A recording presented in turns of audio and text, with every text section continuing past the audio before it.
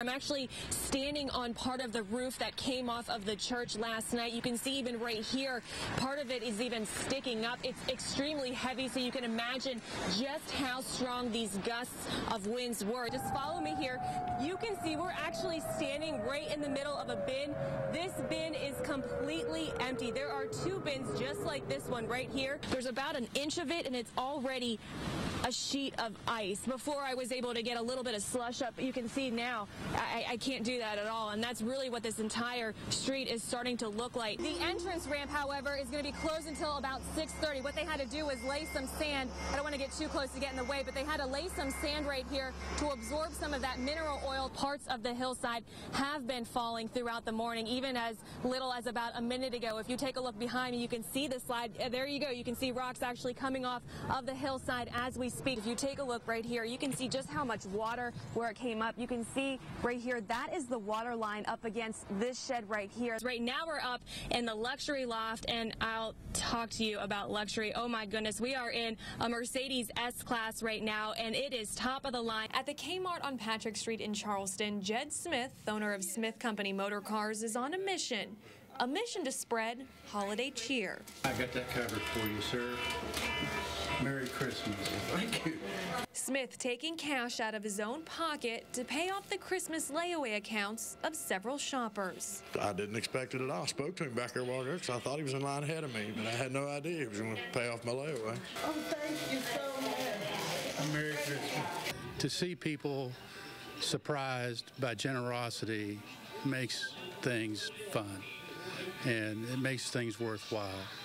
You know, I've worked hard all my life, and I've accomplished a little bit, and it's nice to be able to share it and give it back. I'm Santa Claus today.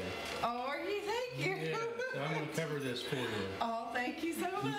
It's the only thing she asked for. The only thing. What did she ask A computer and a scooter and some boots. What does it mean to you right now to have a complete stranger come up and be? It's a blessing.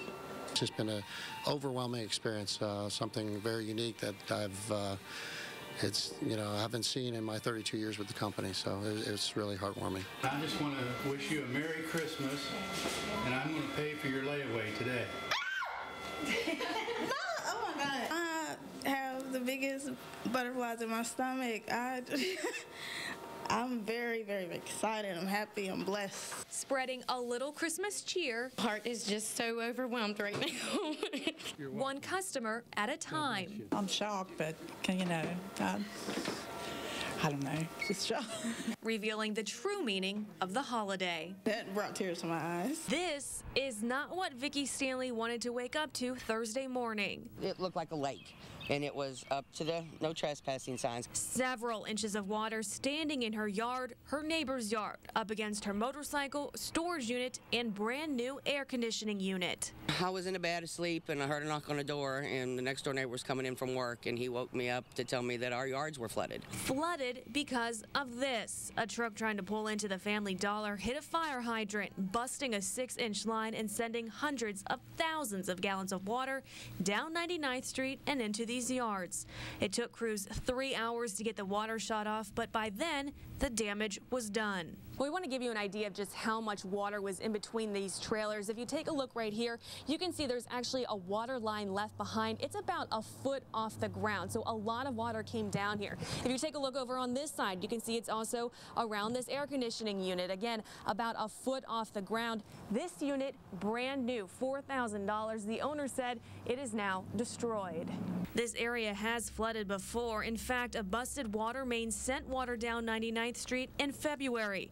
This time, the damage much worse. Stanley said she didn't have insurance on her motorcycle and can't afford a new heat pump. It's very frustrating because, you know, I struggle every day anyway. I've got 3 rooms in the storage building, so I know that pretty much it's all going to have to go in the garbage. Fans are blowing and water is still falling through the ceiling hours after a massive pipe burst at the building that houses Arnett Foster Toothman, the West Virginia Bankers Association, and Progressive Insurance. Water started cascading down throughout the building and went through the second floor, the first floor, and down to our lower level. Steve Roby is the presiding member of Arnett, Foster & Toothman, an accounting firm in Charleston, and described the break as a catastrophic failure. There's no need second guessing we should have done this or that. It's out of our hands. The damage left behind is devastating. Joe Ellison is the president and CEO of the West Virginia Bankers Association and said it all started just before 5 yesterday. Water came from everywhere and tiles started coming down, and we grabbed our computer server and took out the front door and were able to save a few things. The damage on his second floor is extensive.